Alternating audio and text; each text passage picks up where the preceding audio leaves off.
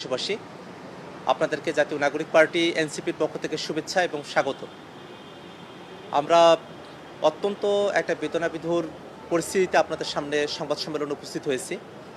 ইতিমধ্যে আপনারা জেনেছেন যে জাতীয় ছাত্র শক্তির হবিগঞ্জ জেলার আলিফ চৌধুরী তিনি এক চোখ হারিয়ে ফেলেছেন এবং তার চোখে রড দিয়ে আঘাত করা হয়েছিল। অপারেশনের পরে তিনি এখন এই হসপিটালেই বেড রেস্টে আছেন। তার সেই চোখটি কখনোই ভালো হবে না এবং ডাক্তার জানিয়েছেন তার ডান চোখ সেটাও আসলে আবসা আবসা তিনি দেখছেন, অর্থাৎ সেই ডান চোখও এটা ক্ষতিগ্রস্ত হতে পারে। এমন একটা ভয়াবহ পরিস্থিতিতে আমরা আপনাদের সামনে দাঁড়িয়েছি।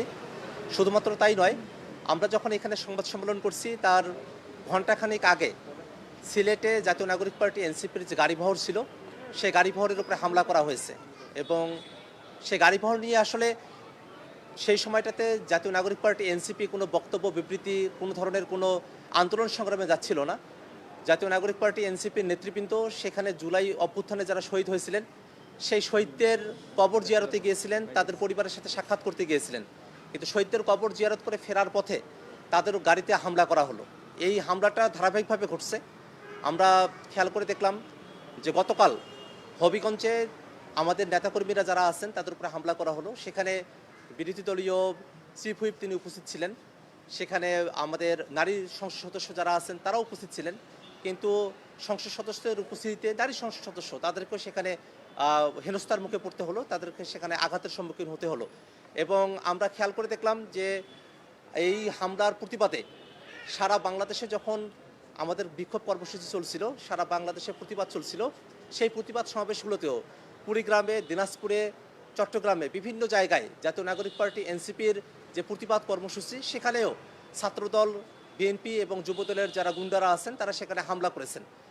একটা ভয়াবহ একটা বিভৎস পরিবেশ তৈরি করা হয়েছে এবং আমরা আসলে এটার মধ্যে দিয়ে একটা শঙ্কার জায়গা দেখছি।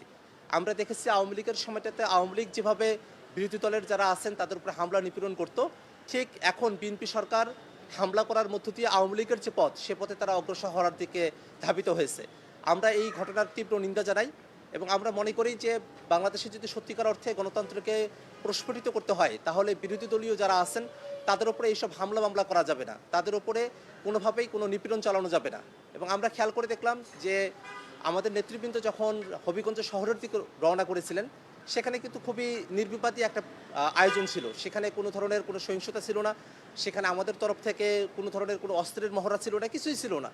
কিন্তু আমাদের নেতাকর্মীরা, নেতৃবৃন্দ তারা যখন একেবারে শান্তভাবেই সেখানে অগ্রসর হচ্ছিলেন আমাদের আহ্বায়ক নাহিদ ইসলামের নেতৃত্বে, সেটাকে কিন্তু পুলিশ ব্যারিকেড দিয়ে সেটাকে আটকে দিয়েছে, কোনোভাবে সেটা সামনের দিকে অগ্রসর হতে দিচ্ছিল। আমরা দেখলাম যে সেখানে ট্রাক রাখা হয়েছে, মানে সেখানে ট্রাক রাখা হয়েছে গাড়ি আটকে দেওয়ার জন্য। এই ধরনের যে একটা পরিবেশ তৈরি করা হলো সেটা আমরা দেখি যে আগেকার সময়টাতে ফেসিবাদী জামানায় যেমন করে বিরোধী দলের উপরে নিপীড়ন করা হতো, বিরোধী দলের প্রোগ্রামগুলোকে বানচাল করা হতো, ঠিক একই ধরনের একটা পথে এখন বিএনপি সরকার অগ্রসর হয়েছে। এমত অবস্থায় আমরা আসলে সামগ্রিকভাবে এখন যে এখানে ঘটনাটা ঘটছে সেই প্রেক্ষাপটে আমরা জাতীয় নাগরিক পার্টি এনসিপির পক্ষ থেকে সরকারের কাছে 3 দফা দাবি আমরা উত্থাপন করতে চাই। প্রথম দফা হলো, আমাদের প্রথম দাবি, আলিফ চৌধুরী যার চোখে আঘাত করা হয়েছে, যিনি এক চোখ এখন অন্ধত্বের দিকে গেছে, আর একটা চোখ অন্ধত্বের দিকে যাওয়ার পথে, আমরা সরকারের কাছে দাবি জানাই আলিফ চৌধুরীর চিকিৎসার ব্যয়ভার সরকার বহন করবে, চিকিৎসার দায়িত্ব নেবে এবং আলিফ চৌধুরী এবং তার পরিবারকে সরকার অবশ্যই ক্ষতিপূরণের আওতায় নিয়ে আসবে। 2, গতকাল থেকে যারা হামলা করেছেন ছাত্রদল, যুবদল এবং বিএনপির সন্ত্রাসীরা, তাদের ছবি প্রকাশিত হয়েছে, তারা উল্লাস করছেন বিভিন্ন সময় এবং সেই উল্লাসের পর্যায়টা তারা নিজেরাই এটাকে সার্কুলেট করছেন বিভিন্ন মিডিয়াগুলোতে। তারা চিহ্নিত অপরাধী, যারা চিহ্নিত অপরাধী আছে, হামলাকারী আছে, হত্যাযজ্ঞের উদ্দেশ্যে যারা হামলা করেছিলেন তাদেরকে অবশ্যই গ্রেপ্তার করে বিচারের আওতায় নিয়ে আসতে হবে। 3 নম্বর দাবি হলো, সারা দেশে জাতীয় নাগরিক পার্টি এনসিপি সহ যারা গণতান্ত্রিক বিরোধী দলীয় যারা আছেন, যারা বাংলাদেশে মানুষের কথা বলছেন, সে কথা বলতে দিতে হবে এবং নির্বিঘ্নভাবে জাতীয় নাগরিক পার্টি এনসিপির সাংগঠনিক যত কার্যক্রম আছে, জুলাই পদযাত্রা সহ সকল ধরনের কার্যক্রমকে গণতান্ত্রিকভাবে পরিচালিত হওয়ার এবং নিরাপত্তা নিশ্চিত করার দায়িত্ব সরকারকে বহন করতে হবে। সাংবাদিক বন্ধুগণ, আমরা আমাদের সংবাদ সম্মেলনের একেবারে শেষ পর্যায়ে এসেছি। আমরা শুধুমাত্র এই কথাটুকু বলতে চাই যে এই বাংলাদেশে 24 অভ্যুত্থানের আগে যে আমরা একটা কালো অধ্যায় দেখেছিলাম, সেরকম একটা কালো অধ্যায় সামনের দিনে আমরা আর দেখতে চাই না।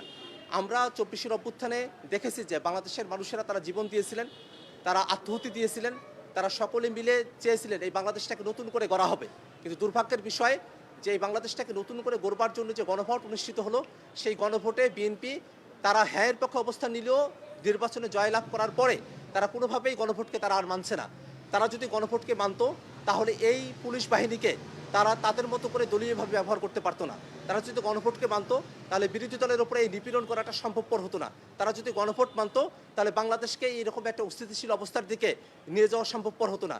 তারা যদি গণভোট মানতো তাহলে আলিফের এই যে চোখ অন্ধত্বের দিকে গেল, এই ধরনের হয়তো পরিস্থিতি থেকে আমরা রক্ষা পেতে পারতাম। এ কারণে আমরা সরকারের কাছে বিনীত কণ্ঠে আহ্বান জানাবো যে জাতীয় নাগরিক পার্টি এনসিপির উপরে যতই নিপীড়ন আসুক না কেন, যতভাবেই এনসিপিকে দমানোর চেষ্টা করা হোক না কেন, যতভাবেই ট্রাক দিয়ে বা পুলিশ দিয়ে এনসিপিকে আটকে দেওয়ার চেষ্টা করা হোক না কেন, জাতীয় নাগরিক পার্টি এনসিপির নেতৃবৃন্দ তারা অভ্যুত্থানে অংশগ্রহণ করেছিলেন। তারা সেই সাহসিকতা নিয়ে বাংলাদেশের মানুষের পক্ষে অবস্থান নিয়ে তারা সমস্ত বাধা ডিঙ্গিয়ে তারা সামনের দিকে অগ্রসর হবে এবং বাংলাদেশকে সত্যিকার অর্থেই একটা গণতান্ত্রিক একটা ভূমিতে রূপান্তর করার যে চেষ্টা, যে সংগ্রাম, সেই সংগ্রাম জাতীয় নাগরিক পার্টি অব্যাহত রাখবে। আপনাদের সকলকে ধন্যবাদ। যদি কারো কোনো প্রশ্ন থাকে প্রশ্ন করতে পারেন। আমি তো আসলে এখানে এসএপিতে কাজ করি।